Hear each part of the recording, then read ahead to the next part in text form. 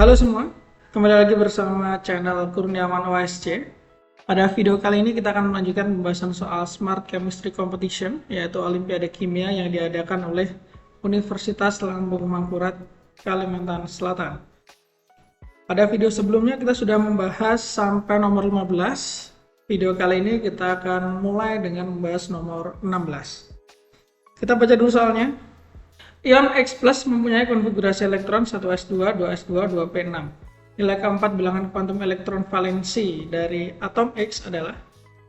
Baik teman-teman, di sini harus perhatikan ya, ada kata ion dan kata atom di sini. Kalau di sini kan diketahuinya ion X+ memiliki konfigurasi 1s2, 2s2, 2p6. Kalau atom X tentunya beda. Kenapa beda? Karena jumlah elektronnya juga berbeda. Kalau X+ itu artinya adalah atom X yang sudah melepaskan satu elektron, sehingga jumlah elektron pada atom X tentunya lebih banyak daripada X+. Berarti kalau X+ konfigurasinya seperti ini, atom X akan memiliki konfigurasi 1s2, 2s2, 2p6, cuman tambah satu lagi aja, 3s1. So, kalau misalkan ditanyakan bilangan kuantum elektron valensi dari atom X, sekarang elektron valensinya adalah elektron yang ada di 3s1 ini. Nah, mari langsung aja kita tentukan bilangan kuantumnya. Yang pertama adalah bilangan kuantum utama. Bilangan kuantum utama itu sama aja nomor kulit ya, atau nomor tingkat energi. Dalam hal ini 3s1, maka bilangan kuantum utama atau simbolnya N bernilai 3. Kemudian untuk bilangan kuantum yang L ini menyatakan S-nya. Menyatakan subkulitnya. Jadi teman-teman yang harus teman-teman ketahui adalah untuk bilangan kuantum L atau bilangan kuantum azimut itu tergantung subkulitnya. Kalau subkulitnya itu adalah S, maka L sama dengan 0. Kalau P, maka L sama dengan 1. Kalau D, L sama dengan 2. Kalau F, L-nya sama dengan 3. Ini adalah bilangan kuantum L ya. Jadi untuk kasus 3s1 karena subkulitnya adalah S, maka L-nya adalah 0. Nah, ini masih ada lanjutannya. Untuk L sama dengan 0, maka bilangan kuantum magnetiknya atau M itu nilainya 0 saja. Tapi kalau L-nya sama dengan 1, bilangan kuantum magnetiknya atau M-nya bernilai bisa minus 1, 0, dan plus 1. Kalau misalkan L sama dengan 2, M-nya bisa min 2, min 1, 0, plus 1, plus 2. Begitupun untuk L sama dengan 3. Ini M-nya berawal dari min 3, min 2, min 1, 0, plus 1, plus 2, dan plus 3. Begitu ya teman-teman ya. Kembali lagi ke 3s1. Karena L untuk subkulit S itu adalah 0, otomatis dari sini kita bisa dapat bahwa nilai M itu juga sudah pasti 0. Tidak mungkin selain 0 ya. Kemudian di sini 3s1 elektronnya cuma berisi 1. Jadi nanti kalau kita buat diagram orbital atomnya, bisa kita gambarkan sebagai berikut. Karena subkulitnya S, dia hanya punya satu tempat atau satu orbital untuk elektronnya, kemudian elektronnya hanya ada satu, maka orientasinya dia ke atas, alias spin up. Nah, kalau spin up, maka bilangan kuantum S-nya adalah plus setengah. Kalau spin down, maka dia minus setengah. So, berdasarkan analisa ini, opsi jawaban yang paling tepat adalah yang C. N-nya 3, L-nya 0, M-nya 0, S-nya plus setengah. Kita lanjutkan ke nomor 17. Atom berikut yang paling kuat menarik elektron adalah yang mempunyai nomor atom. Oke, ini agak rancu kalimatnya, mungkin nomor atom ini, yang mempunyai nomor atom ini dihapus saja ya. Jadi intinya di sini ditanyakan atom-atom mana yang paling kuat menarik elektron. Nah, kekuatan atau kecenderungan atom-atom menarik elektron itu bisa disebut sebagai elektronegativitas. Atau bisa juga disebut keelektronegatifan. Ini ada trennya di tabel periodik ya. Kalau letaknya dia semakin ke atas, maka elektronegativitasnya akan semakin naik. Selain semakin ke atas semakin naik, semakin ke kanan elektronegativitasnya juga semakin naik. Tapi ada pengecualian, kecuali golongan gas mulia atau golongan 8. Ya. Nah, masalahnya di sini kan kita nggak diketahui nih nomor atomnya berapa. Kita cuma diketahuinya F, Br, H, I, sama At. Jadi biar kelihatan kita buka aja tabel periodik, oke? Ini tabel periodiknya. Tadi di opsi jawaban itu ada F, kemudian Br, H di sini, I, sama At. Pertama kita tentukan saja dulu yang letaknya paling atas ya. Kita kan tujuannya mencari elektronegativitas paling tinggi. Tadi kan semakin ke atas elektronegativitasnya semakin naik begitu ya. Berarti kita pilih aja yang paling atas adalah H sama F. Br, I, At otomatis bukan ya. Kemudian sekarang kita tentukan antara H sama F ini mana letaknya yang paling kanan. Karena semakin kanan letak suatu unsur di tabel periodik, elektronegativitasnya akan semakin tinggi. Seperti yang terlihat bahwa F letaknya lebih kanan daripada H. Sehingga atom-atom antara F, Br, I, At sama H ini yang memiliki elektronegativitas paling tinggi adalah yang F. Sehingga F memiliki kekuatan menarik elektron yang paling kuat. Jawaban nomor 17 adalah F. Lanjutkan nomor 18. Kalau atom X yang nomor atomnya 19 dituliskan konfigurasi elektronnya, maka atom itu memiliki ciri-ciri. Oke, kita tuliskan saja ya konfigurasinya ya. Atom X nomor atomnya 19, berarti jumlah elektronnya juga 19. Kita buat aja konfigurasi sesuai dengan bor aja biar gampang. Kulit paling dalam atau kulit pertama isinya 2, selanjutnya 8, berarti udah 10 terisi, sisa 9. Berarti kulit selanjutnya ini adalah 8, kulit selanjutnya sisanya 1. Ini kan kalau total 2 tambah 8 tambah 8 tambah 1 itu adalah 19. Nah, di sini kita diminta untuk menganalisa elektron valensi dan valensinya. Nah, ada elektron valensi, ada valensi. Apa itu maksudnya? Elektron valensi itu simpelnya adalah elektron yang terletak di kulit paling luar. Kalau dari konfigurasi ini kita tahu bahwa elektron paling luar adalah elektron di kulit keempat, jumlahnya 1. Maka elektron valensinya adalah 1. Mana yang elektron valensinya 1? 91727. Jawabannya B pasti ya kan? Kan dari elektron valensinya aja udah ketahuan 1. Nah, tapi kita akan bahas juga sekalian valensi itu apa. Oke, valensi itu adalah bisa diartikan ya. Valensi ini bisa diartikan sebagai kecenderungan untuk membuat muatan. Ini ya. Nah, misalnya elektron valensinya 1, maka dia akan cenderung membentuk ion dengan muatan plus 1. Kalau elektron valensinya 2, dia cenderung membentuk ion dengan muatan plus 2. Kemudian kalau elektron valensinya 3, dia akan cenderung membentuk ion dengan muatan plus 3. Nah, tapi kalau elektron valensinya itu lebih dari 4, misalnya 5, dia akan membentuk ion supaya elektron valensinya atau elektron terakhirnya itu memenuhi aturan oktet yang berjumlah 8. Nah, kalau 5 dia akan kurang 3, berarti dia akan menangkap 3, sehingga unsur-unsur yang memiliki elektron valensi 5 akan cenderung membuat ion dengan muatan minus 3. Kalau dia punya elektron valensi 6 supaya jadi 8 kan dia harus menangkap 2, berarti cenderung membentuk muatan ion min 2. Kalau 7 cenderung membentuk ion dengan muatan min 1. Nah, terus valensi itu yang mana? Valensi itu ini, angka di muatannya ini valensi namanya. Valensi ya. Elektron valensi 1, valensinya 1. Elektron valensi 2, valensinya 2. Elektron valensi 3, valensinya 3. Elektron valensi 5, valensinya 3, bukan 5 ya. Elektron valensi 6, valensinya 2. Elektron valensi 7, valensinya 1. Oke, jadi begitu ya teman-teman. Sedikit penjelasan tentang elektron valensi dan valensi. Selanjutnya kita beralih ke nomor 19. Diberikan pasangan kelompok senyawa berikut. Kelompok senyawa yang mempunyai ikatan hidrogen adalah, oke, ikatan hidrogen ini ciri-ciri senyawa yang memiliki ikatan hidrogen adalah dia punya ikatan HN atau NH, HO atau OH, sama HF. Nah, selain itu, dia bukan senyawa yang memiliki ikatan hidrogen. Itu ya ciri-cirinya ya. Nah, sekarang kita lihat.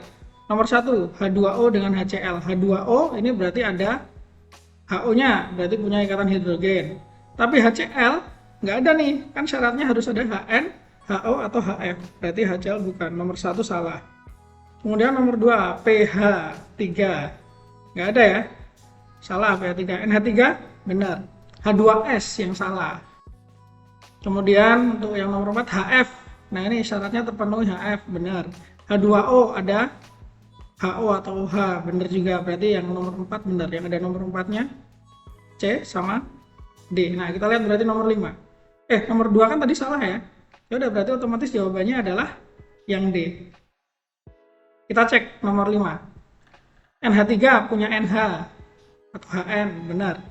HF punya FH atau HF, benar juga. Nah, berarti yang punya ikatan hidrogen adalah pasangan senyawa di kelompok 4 dan kelompok 5. Jawaban nomor 19 adalah D, 4 dan 5. Nomor 20, suatu senyawa karbon dianalisis mengandung 84% massa karbon itu C, dan 14% massa hidrogen itu H. Jika diketahui ARH1, ARC12, maka rumus molekul senyawa hidrokarbon tersebut adalah, ini diketahui MR-nya 56. Cara standarnya, teman-teman harus menentukan dulu perbandingan mol C dan H dalam senyawa. Kemudian, teman-teman akan dapat rumus empiris. Kemudian dicocokkan dengan MR. Teman-teman akan mendapatkan rumus molekul senyawa yang dimaksud. Itu cara standar ya. Nah, kalau di sini saya akan menunjukkan cara yang cepat aja. Gimana tuh cara cepatnya? Teman-teman perhatikan di sini, di soal kan sudah diketahui MR-nya 56. Kita cek aja MR masing-masing yang ada di opsi jawaban. Opsi jawaban A, MR-nya adalah C-nya 1 berarti 12. H-nya 2 berarti 2 kali 1, 2. 14, bukan. Kemudian kalau yang B, MR-nya 4 kali 12. 4 kali 12 tambah 8 kali 1, 8. 48 tambah 8, ini adalah 56. Nah, ini yang benar, ini jawabannya adalah B. Nanti kita buktikan ya pakai cara yang standar seperti apa. Kalau untuk yang C, kita hitung MR-nya adalah C-nya 3, berarti 3 kali RC12. H-nya ada 4, 4 kali ARH itu 1, 4 kali 1, 4. 3 kali 12, 36, 36 tambah 4, 40. Bukan, kita kan nyari yang 56.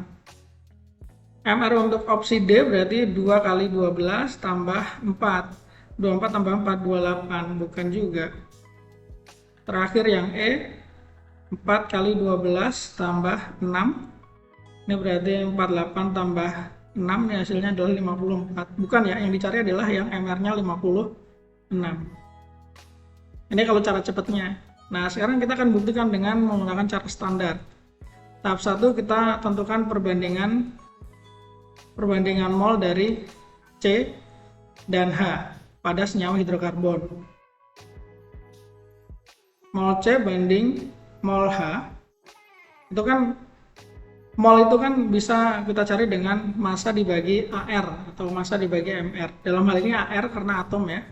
Di sini kan udah tahu nih 84% massa. Berarti perbandingannya kita bisa tuliskan untuk yang C 84 dibagi AR-nya C 12. Banding untuk yang H berarti 14% massa dibagi dengan AR-nya H yaitu 1. 84 dibagi 12 ini adalah 7. 14 bagi 1 14. Kalau kita buat perbandingan yang paling kecil 7 banding 14 itu sama dengan 1 banding 2. Sehingga di sini kita bisa dapat rumus empiris dari senyawa hidrokarbon adalah C1 atau C aja H2, CH2. Nah, sekarang kita cocokkan dengan menggunakan MR untuk mencari rumus molekul. Rumus molekul sebenarnya adalah CH2N. Nah, ini kan kalau kita cari MR-nya, itu akan sama dengan ARC ditambah 2 kali ARH dalam kurung dikali N, itu akan sama dengan, harusnya MR-nya ini ya, 56 ya. Kita tulis saja 56. ARC-nya adalah 12 tambah 2 kali 1 kali N, hasilnya 56. 12 tambah 2 kali 1, 2 kali 1 2, 12 tambah 2 14, berarti ini 14. N sama dengan 56. Berarti N sama dengan 56 per 14. N adalah 4 ya.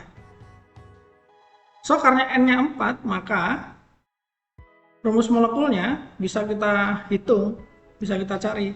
CH2N, ini kalau N-nya 4, berarti CH2 dalam kurung 4. Kalau kita jabarkan, C1 kali 4 berarti C4. H2, 2 kali 4, 8, berarti H8. Sama ya, C4, H8. Jawabannya adalah yang B. Terserah teman-teman mau pakai cara yang pertama, yang cepat tadi, atau mau pakai cara standar, yang panjang. Kita lanjutkan untuk nomor 21. Jarak antar molekul gas berjauhan merupakan penyebab gas mudah dimampatkan dibandingkan zat padat dan zat cair. Hal ini dikarenakan susunan partikel teratur. Salah. Karena yang teratur itu yang padat ya. Ini kan kita ngomongin gas. Arah gerakan partikel teratur. Salah. Gas itu kemana-mana, tidak teratur. Jarak antar partikel berubah-ubah. Benar. Bisa dekat, bisa jauh, tergantung ruangannya. Arah gerakan partikel tidak bebas. Partikel bebas ya, bisa kemana aja ya. Berarti ini salah. Susunan partikel tidak teratur. Benar. Gerakan partikel bebas ke segala arah. Benar, jawabannya adalah D. Next, kita ke nomor 22. Unsur-unsur dengan nomor atom berikut, ini ada X, 9, Y, 17, Z, 35.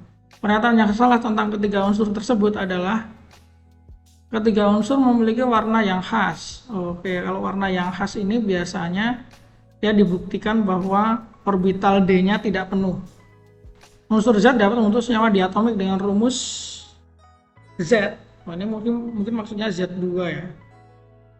Nanti kita buktikan. Ini syaratnya dia bisa membentuk diatomik itu kalau dia merupakan unsur non logam, terutama yang gas ya.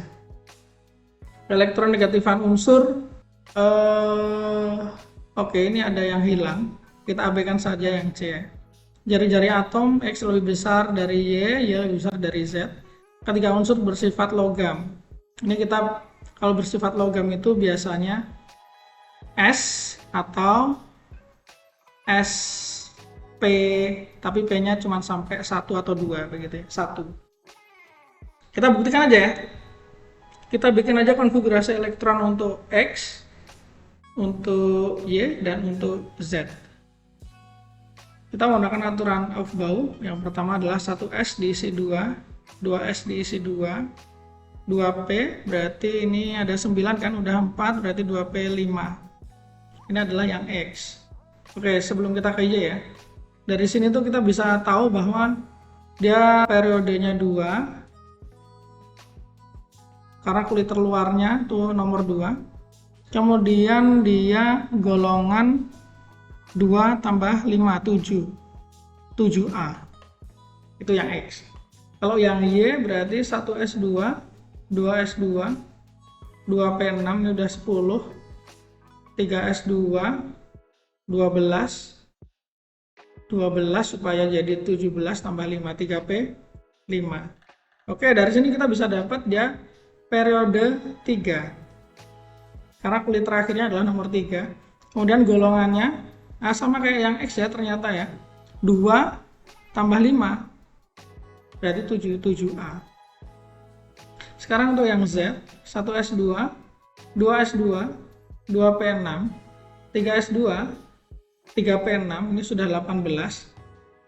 4S2 berarti ini udah 20. Habis 4S itu 3D. 3D ini 20, masih 15 lagi. Nah, kita penuhin 3D. Jadi sekarang kita sudah mengisi 2, 26, 10, 2, 6, 2, 10, 20, tambah 10, 30. 30 kurang 5 ya, berarti habis 3D itu adalah 4P.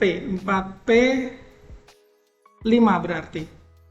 Nah, dari sini kita bisa tahu elektron terakhirnya itu elektron terluarnya itu berada di kulit ke-4, sehingga ini periode 4. Golongannya adalah karena 3D ini penuh, maka yang kita perhatikan cuma yang di 4S1 sama 4P. Di 4S ada 2 elektron, di 4B ada 5 elektron. 2 tambah 5, 7, berarti 7A. Oke, teman-teman semuanya, ternyata X, Y, Z ini golongannya sama, cuma periodenya aja yang berbeda. Kalau dibilang ketiga unsur memiliki warna yang khas, berarti ini tidak ya. Tidak, berarti kalau pernyataan yang salah, berarti adalah yang A. Yang A salah. Sekarang kita bahas yang B. Z dapat bentuk senyawa diatomik. Z2. Z itu golongan 7A ya. Nah, golongan 7A itu dia bisa bentuk diatomik ya. Golongan 7A itu kan F, Cl, Bri. Itu bisa bentuk molekul diatomik F2, Cl2, Br2 sama I2. Nah, itu. Nah, Z ini sama terletak di golongan 7A, maka dia otomatis bisa membentuk senyawa diatomik.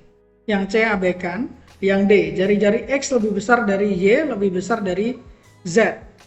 Oke, ini sebenarnya kalau kita lihat ya, yang paling banyak kulitnya kan adalah Z, maka otomatis Z ini harusnya memiliki jari-jari yang paling besar. Berarti yang D ini salah juga. Yang D salah juga ya. Harusnya Z yang paling besar, disusul Y, disusul X. Ketiga unsur bersifat logam. Salah. Kan syarat logam itu kalau nggak S1 akhirnya ya, di akhirnya S1, S2 atau S2P1. Nah ini yang akhir adalah S2P5, berarti non logam. Berarti yang E ini juga pernyataan yang salah. Kita lanjut aja ke nomor 23. Jika kita memasukkan bongkahan batu gamping ke dalam air, akan terjadi gelembung-gelembung gas dan wadah akan terasa panas. Pernyataan yang benar data percobaan tersebut adalah A.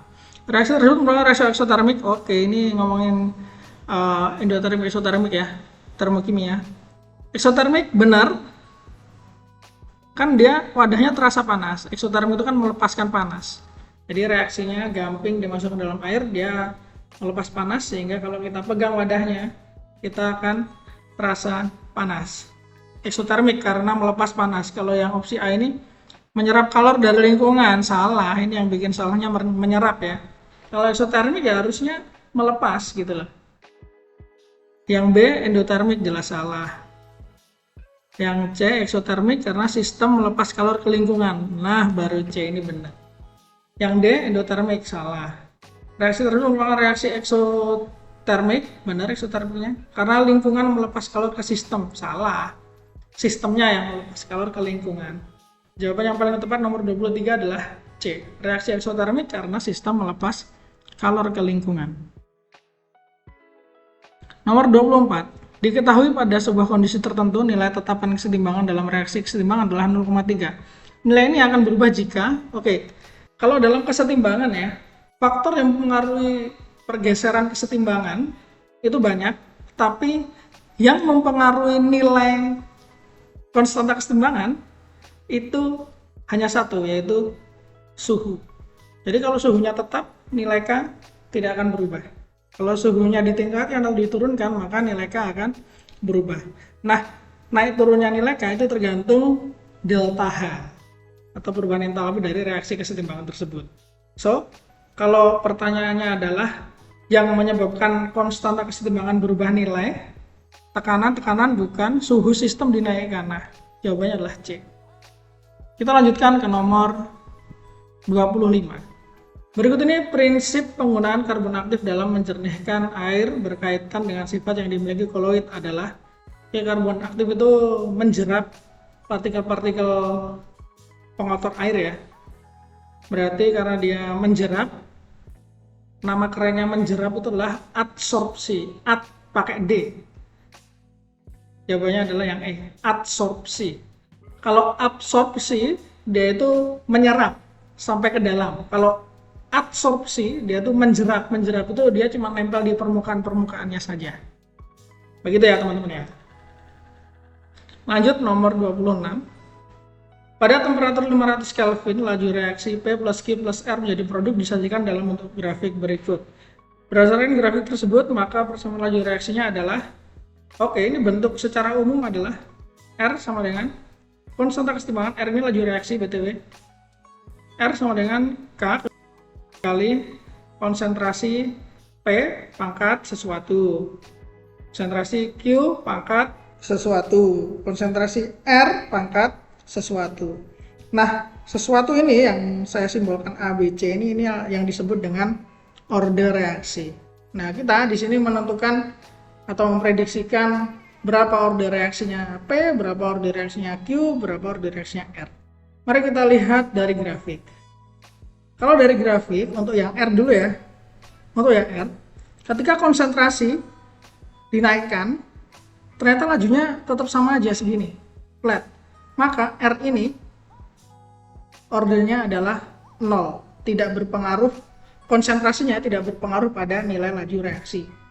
Kemudian untuk Q kita lihat grafiknya, konsentrasi makin tinggi, laju reaksinya juga makin tinggi, berbanding lurus. Nah, kalau berbanding lurus berarti linear. Nah, linear itu berarti ordernya adalah 1 untuk Q. Nah, P ini, untuk yang P ini agak melengkung ya. Melengkung itu kan ciri-ciri grafik persamaan kuadrat gitu ya. Semakin konsentrasi P meningkat, laju juga meningkat, tapi meningkatnya tidak linear, agak melengkung, kuadratik.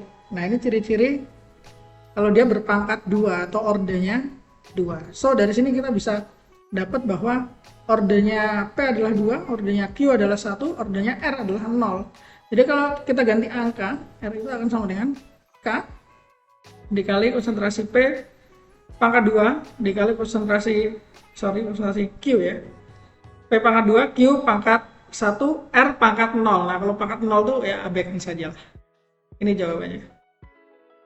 Mana opsi jawabannya cocok? P pangkat 2, Q pangkat 1. Jawabannya adalah C. Anyway, tadi di sini saya menggunakan simbol R untuk laju reaksi. Kalau di opsi jawaban ini pakai V. Sama aja ya, terserah teman-teman lebih suka yang mana, pakai R atau pakai V, bebas. Berikut beberapa faktor laju reaksi, konsentrasi, tekanan, katalis, suhu, luas permukaan, volume. Berdasarkan faktor-faktor tersebut, faktor yang dapat mempengaruhi laju reaksi adalah konsentrasi jelas, katalis jelas, suhu jelas, luas permukaan jelas. 1, 3, 4, 5 benar. 1, 3, 4, 5 ini ada 1, 3, 4, 5. Ini nggak ada 3-nya nih, yang B berarti B salah. Ini nggak ada 1-nya berarti salah. Yang D ini nggak ada 5-nya berarti salah. Ya, antara jawabannya antara A sama E ya. 1, 2, 3, 4, 5. Yang pasti itu 1, 3, 4, 5 ya. Nah, untuk yang nomor 2 dan nomor 6 ini bagaimana? Kita bahas nomor 2 dulu.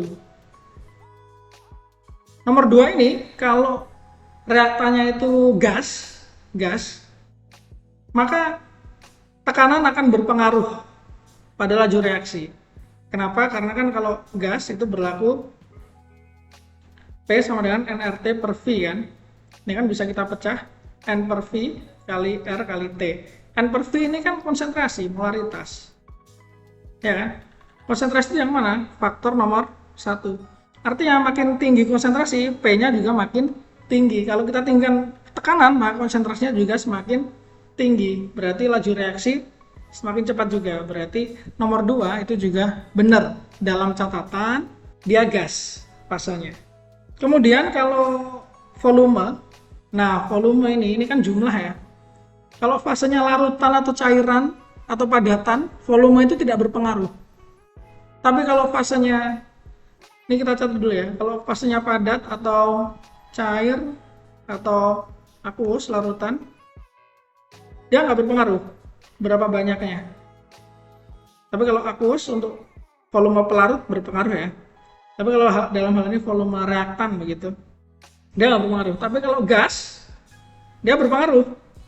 Kenapa berpengaruh? Coba kita lihat alasannya sama kayak tekanan tadi. Coba perhatikan yang ini ya, P sama dengan nRT per V. V ini kan volume. Volume berubah, ya otomatis P berubah, tekanan berubah. Kalau volume berubah, tekanan berubah, padahal tekanan tadi mempengaruhi laju reaksi, berarti otomatis volume juga mempengaruhi laju reaksi. Tapi dalam catatan, fasenya gas. Nah, masalahnya adalah nomor 27 ini tidak jelaskan fasenya itu apa gitu. Jadi kalau fasenya gas jawabannya E, kalau bukan gas nggak ada jawabannya ya. Bisa yang A sih, tapi nomor 2 harus dicor. Begitu teman-teman. Jadi biar aman jawabannya E aja ya.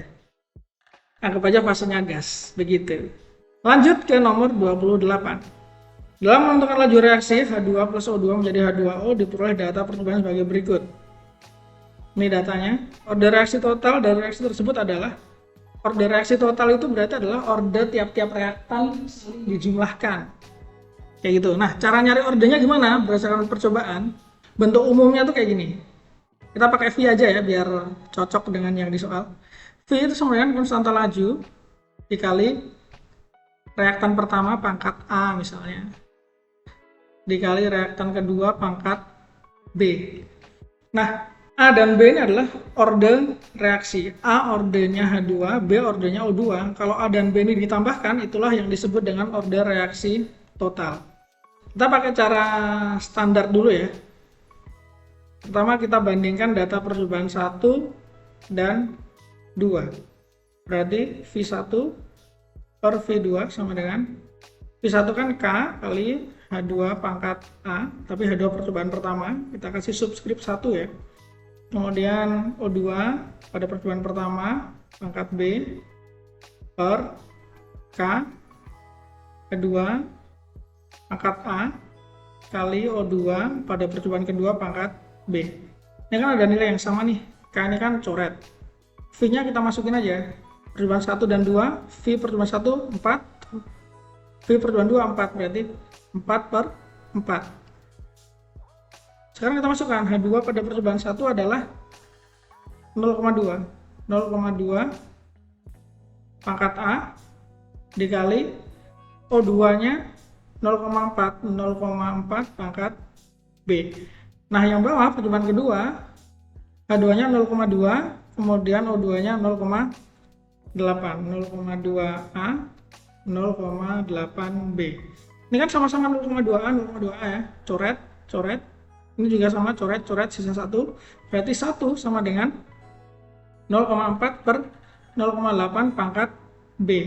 Atau kalau dari sini kita bisa tuliskan ulang, 1 sama dengan setengah pangkat B. Setengah pangkat berapa supaya hasilnya 1? B sama dengan 0. Berarti order oksigen adalah 0. Nah, sekarang untuk mencari ordernya hidrogen gimana? Tadi kan kita pakai percobaan 1 dan 2. Sekarang kita pakai percobaan bebas ya, mau 1 dan 3 atau 2 dan 3. Di sini saya akan pakai 1 dan 3 aja. 1 dan 3. Pakai perbandingan yang sama. Yang 1 berarti V-nya adalah 4. Untuk V yang ketiga itu adalah 16. Sama dengan, karena K-nya dicoret ya, kita langsung masukkan angka saja. Untuk hidrogennya percobaan 1 0,2 A, kemudian oksigennya 0,4 B. Nah, karena B-nya tadi ini adalah 0, langsung kita masukin aja. Langsung kita ganti aja ya, B-nya ini adalah 0. Nah, kalau 0,4 pangkat 0, berapapun bilangan pangkat 0, dia nilainya 1. Kita lanjutkan dulu untuk yang percobaan 4 ya. H2-nya 0,4. 0,4 pangkat A. Kemudian O2-nya 0,4 juga. 0,4 pangkat B, tapi B-nya kan 0. Nah, ini ya. 0,4 pangkat 0, 1, 0,4 1, 1 bagi 1 ya hilang. 1 kan. Sini jadinya 4 sama 16 bisa diganti 1 per 4. Sehingga 1 per 4 sama dengan 0,2 per 0,4 pangkat A.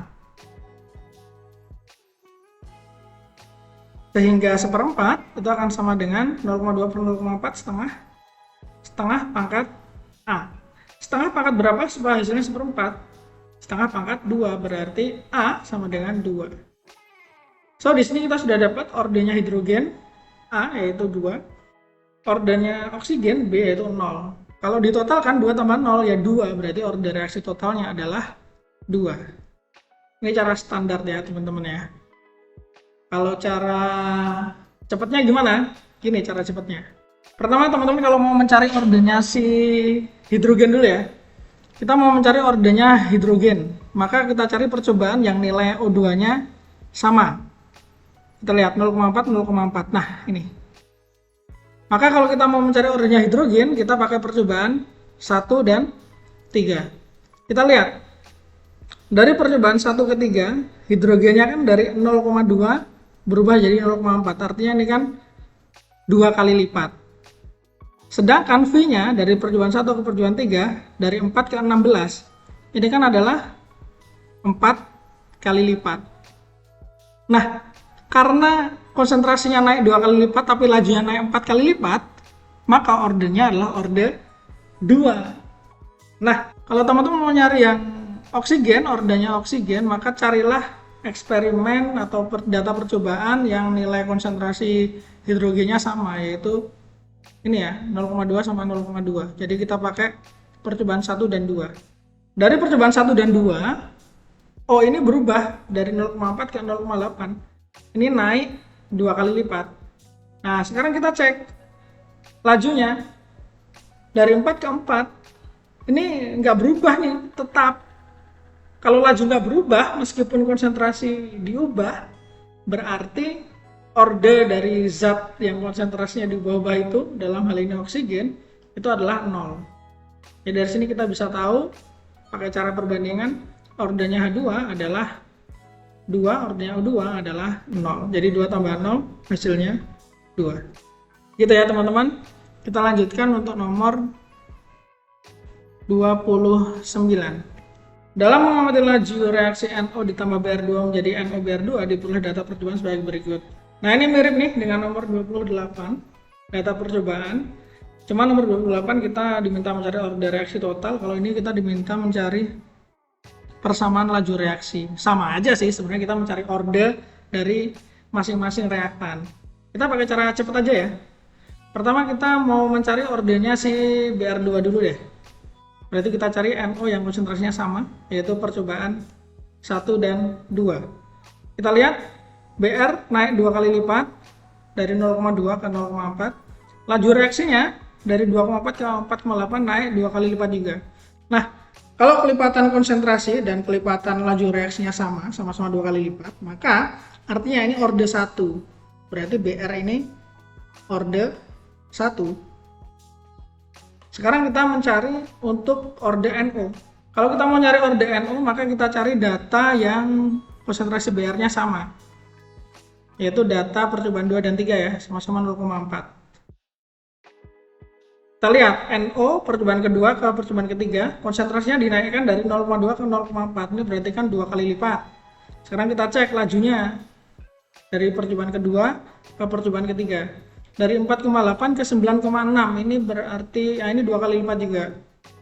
Nah, karena sama-sama 2 kali lipat, maka NO ini pun juga order 1, sehingga NO order 1, Br2 order 1. Persamaan laju reaksi yang cocok, sama-sama pangkatnya 1, itu adalah yang ini 2 salah. Nah, yang D ya. NO-nya pangkat 1, Br2-nya pangkat 1. Begitu teman-teman. Kalau teman-teman mau pakai cara yang standar seperti nomor 28 ini tadi, boleh banget ya, silahkan dicoba sendiri. Kita lanjutkan nomor 30. Nomor 30, pada balapan motor, Andi mengendarai motor dengan laju sehingga memiliki energi titik-titik. Energi tersebut dapat dari energi titik-titik dari bahan bakar dengan hasil samping berupa energi titik-titik. Energi yang dibuang sebagai hasil samping nilainya akan sama dengan selisih energi dari bahan bakar dengan energi yang digunakan sesuai dengan titik-titik. Kata yang sesuai, oh ini kita melengkapi kata-kata ya ternyata ya. Oke, Andi mengendarai motor dengan laju sehingga memiliki energi, kan motor bergerak dengan kecepatan atau kelajuan tertentu, berarti kalau benda bergerak dia punya energi kinetik. Energi tersebut didapatkan dari energi titik-titik dari bahan bakar. Nah, kalau energi bahan bakar itu berarti energi kimia. Termasuk makanan itu juga energi kimia ya. Kita lanjutkan. Dengan hasil samping berupa energi. Nah, hasil samping itu yang terasa di knalpot dan mesin, yaitu energi apa? Panas atau kalor. Energi yang dibuang sebagai hasil samping nilainya akan sama dengan selisih energi dari bahan bakar dengan energi yang digunakan sesuai dengan, nah ini prinsipnya hukum kekekalan energi. Hukum kekekalan energi, tapi kalau di opsi jawaban ini nggak ada hukum kekekalan energi ya. Nama lainnya hukum kekekalan energi itu adalah hukum satu termodinamika. Kalau hukum nol itu adalah kesetimbangan termal. Kalau hukum Hess itu adalah perhitungan delta H atau perubahan entalpi ya. Jadi kita sesuaikan aja opsi yang sesuai, berarti kinetik kimia panas hukum satu termo. Kinetik kimia panas hukum satu termo. Kinetik kimia panas hukum satu termo yang E. Oke baik, sampai situ dulu untuk video kali ini. Thank you sudah menonton.